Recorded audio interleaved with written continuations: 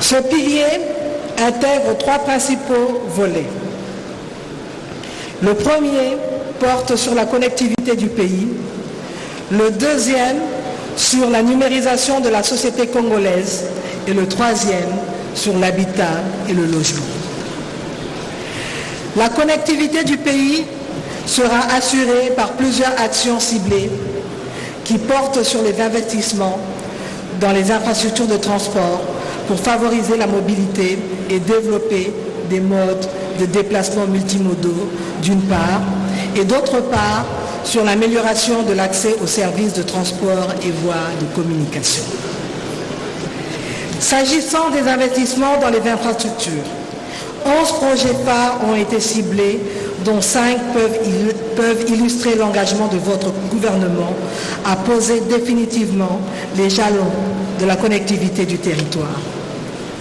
Il s'agit notamment des actions suivantes. Lancer les travaux d'urgence des sections les plus abîmées des routes de commerce transfrontalier et d'interconnexion.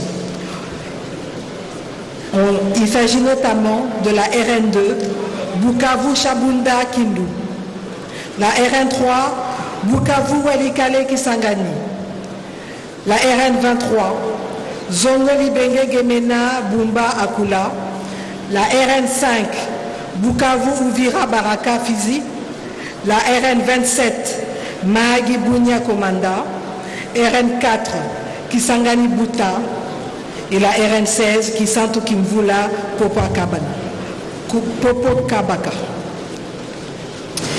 Réhabiliter et moderniser la voie ferrée reliant Lubumbashi à Ilebu.